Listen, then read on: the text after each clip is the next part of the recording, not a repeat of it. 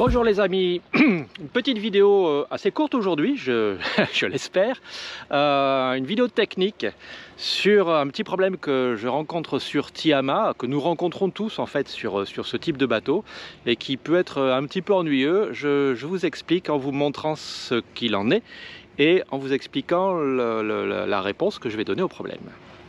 Sur Tiama, vous le savez, c'est un voilier, il a une grand voile, elle fait 104 mètres carrés. Donc pour tenir cette grand voile en position quand il y a du vent, il faut un cordage, une écoute solide. C'est ça, c'est celle-ci. Elle a un bloqueur, un très gros bloqueur Spinlock, c'est du 12 mm. La résistance à la rupture d'un cordage comme ça, c'est 6,5 tonnes. Ça vous laisse imaginer les tensions qu'il peut y avoir sur ces bateaux, parce que c'est pour ça aussi que ces bateaux vont vite, hein. C'est que tout est à l'avenant.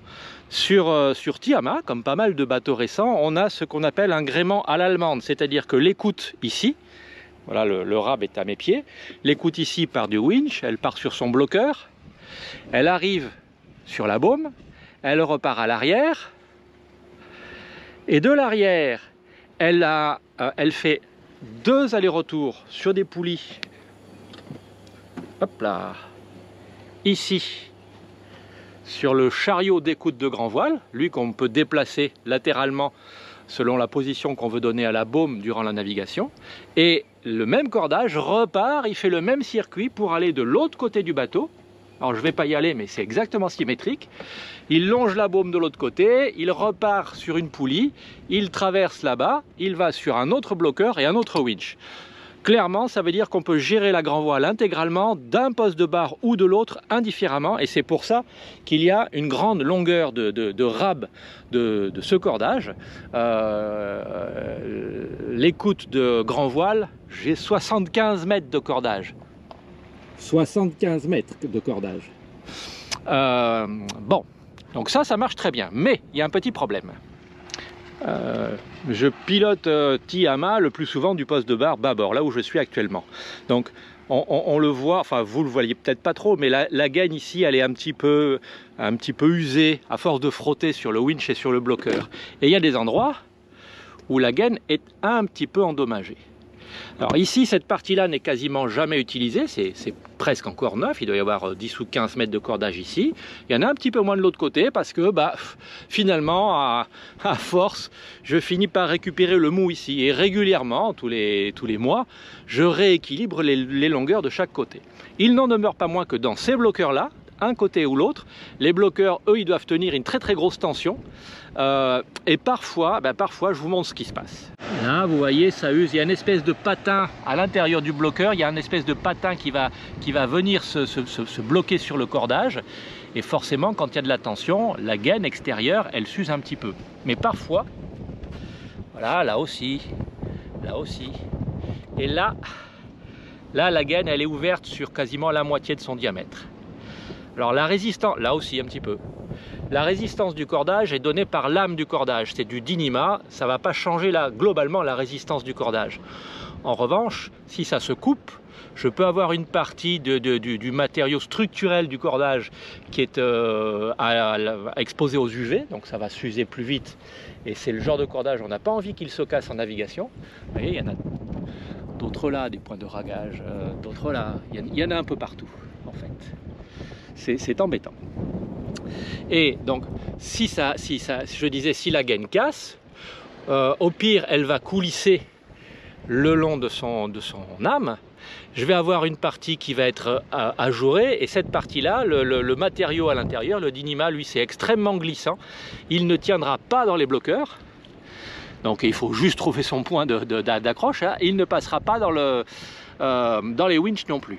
Moralité, ces choses-là, moi, aujourd'hui, à l'heure qu'il est, je ne saurais pas le réparer proprement. Peut-être qu'en mettant une surgaine sur 20 cm, ça suffirait, mais vous l'avez vu, des points d'usure, j'en ai partout. Donc ce que je vais faire pour aujourd'hui, je vais remplacer ce cordage. Je suis parti avec une bobine de 100 mètres de cordage de qualité similaire. C'est de l'Albatros de chez Lancelin Corderie, une corderie française très réputée. 12 mm pareil, même matériau, même résistance, 6,6 tonnes de résistance à la rupture. Je vais remplacer ça et je vous montre comment j'essaye d'y arriver. Nous voici sur le poste de barre tribord. L'idée, ça va être de rabouter ça avec ça que j'ai pas encore déballé. Ça pourrait être le même cordage venant de la même corderie. On verra à la fin. Donc j'ai pris la trousse à matelotage. Je vais couper ça. Parce que là c'est une surlure très serrée qui a été cousue serrée pour terminer le cordage. Je vais le couper et je vais rabouter les deux morceaux. Je vais couper ce tronçon là aussi. Je vais les rabouter, je vais les coudre l'un à l'autre. Pas besoin que ce soit l'un à l'autre, pas besoin que ce soit très solide. L'idée c'est en tirant l'écoute de grand voile par l'autre côté, faire venir 75 mètres de celle-là et de trouver une astuce pour mesurer la bonne longueur pour pas en tirer de trop, ni pas assez. Voilà, mes deux extrémités ont été coupées. J'ai coupé ça au cutter. On peut le faire au fer chaud, ça fait une terminaison fondue qui est plus propre, ça fait la même chose que ça, mais c'est un petit peu rigide et moi je voudrais pouvoir les coudre proprement l'une à l'autre, gentiment. Donc voilà, l'extrémité de l'écoute actuelle, vous voyez, c'est du poly. Le Dyneema, c'est une variété de polyester extrêmement résistant, c'est blanc naturellement. Ça c'est le nouveau cordage, c'est la même chose, c'est blanc. Dans les cordages de compétition, l'âme, la partie blanche ici, est pré-étirée. Donc quand on fabrique la corde, cette partie-là, la blanche, est mise sous tension à la fabrication de la corde, à température, pour qu'elle prenne une longueur fixe beaucoup plus résistante. Et elle est enduite d'une espèce de produit spécial qui va la rendre glissante, qui va lui donner cet aspect-là. Voilà, ça c'est quand on parle de Dyneema chez les marins, on pense à cette chose-là, le côté gris bien lisse et bien glissant. Mais à la base, le matériau c'est celui-là, c'est le blanc. Bon, pour ma surlure, je prends du fil à surlier, c'est du 0,3 mm. C'est très résistant et c'est suffisant pour le besoin que j'en ai. J'ai passé ça dans une aiguille à surlier. Alors, ce qui est bien avec ces aiguilles, c'est qu'elles sont super résistantes et le bout, je ne sais pas si ça se voit sur la caméra, le bout est plat, c'est-à-dire que quand on est sur quelque chose de très dur, on peut l'attraper avec une paire de pinces. C'est vraiment pratique. Allez, on y va. Voilà, ma couture sauvage est faite. Alors la seule chose où il faudra faire gaffe, c'est passer dans les bloqueurs. Si ça passe pas comme ça, parce que c'est un peu bourrin comme couture, je serrerai, je ferai soit une surlure, soit un petit bout de scotch, je verrai. Donc je serai vite fixé. L'idée maintenant, c'est l'ancienne écoute de reprendre la totalité de la longueur jusqu'au ras du bloqueur qu'on voit pas, qui est là-bas, le bloqueur jaune. Et une fois que c'est fait, dérouler ça là au fur et à mesure que je rattrape la longueur de l'autre côté. Bon, j'ai récupéré ma longueur d'écoute et je suis presque au niveau du taquet. Ça me fait penser que ce côté-là, je vous l'ai dit, j'utilise rarement ce poste de barre pour manœuvrer l'écoute de grand voile. Ce qui fait que tout ce tronçon-là d'écoute, il n'y a pas un accroc, rien du tout. Mais rien du tout. C'est essentiellement le bloqueur là-bas qui est ouvert et fermé, ouvert et fermé. Alors même si je reprends toujours la tension sur l'écoute avant d'ouvrir le bloqueur, on va présumer que l'autre côté travaille plus souvent que celui-ci. Et d'ailleurs même sur ce côté de la baume, l'écoute de grand voile ici, elle a peu travaillé, elle a toujours été coincée et peu utilisée. C'est l'autre côté qui fait sa vie.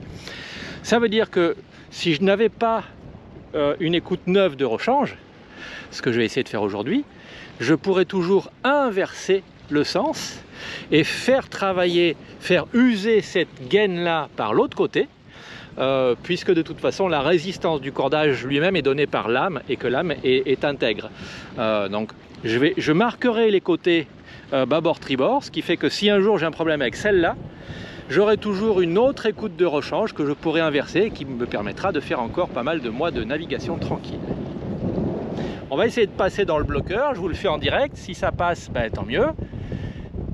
On va dérouler un petit peu de cordage ici. Voilà, je reprends, on essaye de passer dans le bloqueur et on voit ce que ça donne. Et c'est passé. Tout le reste, ce sont des poulies. Le seul autre point compliqué, ça va être le bloqueur en face. Ça, c'est dans 75 mètres. À tout à l'heure.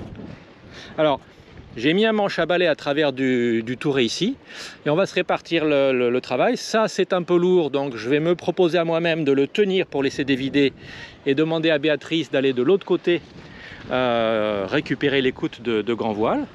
Accessoirement, si elle préfère être ici et laisser tourner, c'est moi qui vais tirer le cordage et faire venir tout ça. Bon, déjà ce qu'on peut dire, je suis passé de l'autre côté, Béatrice va me donner un coup de main, c'est que là si je tire, j'ai les deux bloqueurs à faire passer, et puis toutes les poulies à faire passer, donc là c'est pas énorme, hein, mais la tension est un peu élevée quand on récupère le mou ici. Je pense que je vais le faire comme ça parce que ça va me permettre de voir s'il y a des points de blocage. Et comme la petite boucle qui se balade là-bas, quand elle va rencontrer une poulie, elle va coincer. Et voilà mon morceau abîmé de gaine. J'ai mesuré la longueur d'écoute de rab qu'il y a en plus de la distance de bloqueur à bloqueur. Et là j'ai 40 mètres de rab, c'est-à-dire qu'en temps normal, quand l'écoute est en place, quand la grand voile est en place, j'ai 20 mètres d'écoute de rab de chaque côté. Il y a vraiment de quoi faire. Ça fait beaucoup. Moi, je trouve que ça fait beaucoup. Répartition du travail, c'est Béatrice qui va tirer le cordage et moi, je vais aller tenir le bobino de câble de l'autre côté. Allez, vas-y un petit peu. Voilà, pas plus. Je vais de l'autre côté faire la longueur. Voilà, ici, il est sur son manche à balai. Et je vais tenir ça pour que ça se dévide sans faire de tour mort, que ça passe ici sans faire de boucle, que ça passe là. Et je vais surveiller toutes les poulies et Béatrice surveillera de son côté ce qu'elle peut voir pour s'assurer que tout passe correctement. Bon, la nouvelle écoute est passée le long de la baume. Elle est passée là, elle a commencé à descendre. Vas-y, tu peux y aller. Et là, elle va faire son circuit. Voilà, première poulie. Et ça remonte. Ça passe nickel, la poulie du haut. On voit bien la différence de couleur, mais je le répète, c'est le même cordage. Voilà, la poulie du haut. Ça passe tout seul, la petite couture était suffisante. Super! Maintenant que ma nouvelle écoute a passé son bloqueur, il faut que je rajoute 20 mètres de ce côté-là et après on ira rajouter 20 mètres de l'autre côté. Donc le plus facile c'est de continuer à tirer, le passer autour d'un winch pour s'aider et aller faire les allers-retours. Là ça fait 5 mètres ça, aller faire donc 4 allers-retours, enfin 4 trajets pour faire 20 mètres. Il y aura 2 mètres de plus mais on s'en fiche. Et on fera pareil de l'autre côté. Bon, ça y est, l'écoute est passée intégralement. On a notre rab de 1, 2, 3, 4 fois 5 mètres. Donc on a nos 20 mètres de rab de chaque côté. Ce qui est beaucoup, je le redis. Et maintenant, je vais couper ça comme je peux. Je vous rappelle que c'est des cordages qui se coupent difficilement. Alors je prends un vieux cutter parce que c'est ce que j'ai. Pourquoi tu le fais pas avec l'appareil qui brûle? Je pourrais le faire avec le fer chaud, mais il est rentré, il faut trouver une rallonge de 130 volts, donc ça, là moi j'ai juste besoin de couper pour pouvoir ranger. Voilà, on y est presque.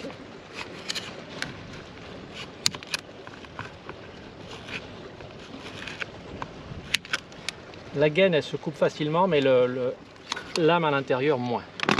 Et ensuite, petite astuce, on récupère la trousse à matelotage.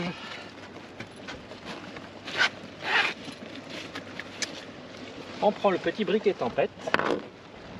On reprend le mou de gaine, que tout ça soit au même niveau.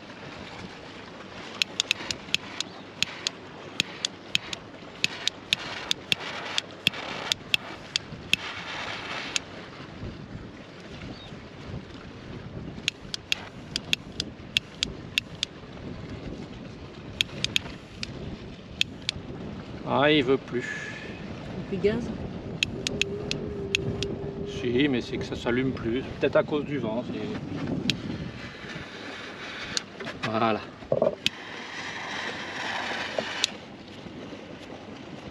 Je ferai une petite surlure plus tard pour faire une finition propre.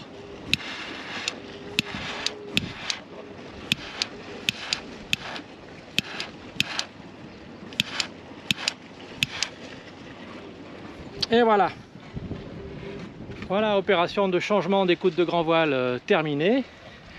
Tout est en place, le rab est posé sur les winches pour le moment. Il y a beaucoup, mais bon, il y a ce qu'il y avait. L'écoute précédente, elle est prête à être rangée en soute. Voilà, 75 mètres d'écoute, ça fait un gros paquet de cordage. Je vais les lever, je vais la ranger dans la soute à voile. Alors, on le voit, hein, les endroits où c'était endommagé, mais pas partout. Donc c'est un cordage qui est très résistant, malgré tout. Et pour un usage de dépannage, si un jour je casse l'écoute de grand voile, je peux le réutiliser en faisant attention. J'ai pas envie de le couper pour un autre usage pour le moment, puisque j'ai la longueur complète, j'ai les 75 mètres utiles pour l'écoute de grand voile. Voilà, ça m'éviterait d'ouvrir encore une bobine de cordage neuve. Mine de rien, ces cordages, pour clore le sujet, ça coûte entre, on va dire, 6-7 euros le mètre, et ça peut aller jusqu'à presque 20 selon la qualité qu'on met dans la gaine en particulier, ou dans l'âme, si on met vraiment de l'âme de très haute qualité. Donc 75 mètres, je vous laisse faire le chiffrage tout seul. C'est des choses qu'on hésite à changer trop régulièrement si ça n'est pas nécessaire. En contrepartie de quoi, ce sont des cordages qui tiennent la grand voile. Donc il est nécessaire de mettre malgré tout quelque chose de qualité si on ne veut pas aller au-devant de gros ennuis. Bon, pour la terminaison de mon cordage, j'ai dit tout à l'heure que je ferai une épissure au bout, mais en fait je vais faire autre chose. Je vais faire ce qui termine nos drisses et certains autres cordages, c'est-à-dire faire une petite, renvoyer la gaine dans elle-même et mettre un petit point de couture pour tenir ça. C'est plus élégant. Et si un jour j'ai besoin d'attacher quelque chose pour repasser un cordage, et ben ça sera plus facile, j'aurai pas de couture à faire. Bon, la première chose à faire, c'est de retirer l'âme sur 20-25 cm pour n'avoir que de la gaine, et la gaine, je vais la passer dans elle-même. Alors sur les tutos, quand on voit ça sur YouTube, c'est facile comme tout à retirer l'âme de la gaine. En fait, c'est pas si facile que ça, mais on peut y arriver. Voilà, la gaine est en passe d'être sortie. Je vais mettre de mes pieds pour vous montrer. Voilà, donc ça, je l'ai enlevé, je vais pouvoir le couper ici. Bon, ça y est, mon âme est coupée. J'en ai profité pour couper le bout que j'avais brûlé tout à l'heure pour faire une terminaison qui ne s'effiloche pas. Donc j'ai coupé le bout de la gaine. Je vais maintenant faire rentrer ça à l'intérieur de ce tronçon-là en reprenant le mou de gaine que j'y ai donné tout à l'heure. Puis avec une aiguille spéciale, je vais faire passer ça là-dedans sur une dizaine, 5-10 cm et mettre un petit point de couture pour tenir tout ça. Bon, j'ai passé une aiguille à l'enchat un peu costaud à l'intérieur de ma gaine, je l'ai faite sortir ici, et l'idée c'est de mettre cette extrémité là dans le chat de l'aiguille et de tirer le tout pour enfiler ce morceau là dedans. Pour m'aider un peu, j'effiloche le bout et je vais en couper une partie en biais, je vais dégraisser l'extrémité, comme ça rentrera plus facilement. Alors là aussi, sur les tutos sur YouTube, c'est facile de tirer l'aiguille pour faire rentrer ça. Et là, dans la gaine, j'ai 2 épaisseurs de gaine à faire rentrer. Bon, ça rentre pas tout seul, mais ça va le faire. Voilà, c'est presque sorti, il en reste un petit bout ici, et après je déferai ma boucle joliment. Donc j'y suis presque. Voilà, tout est passé.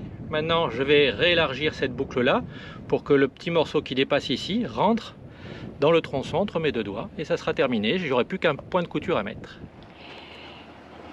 Captain, un bon jus d'agrumes pour vous rafraîchir.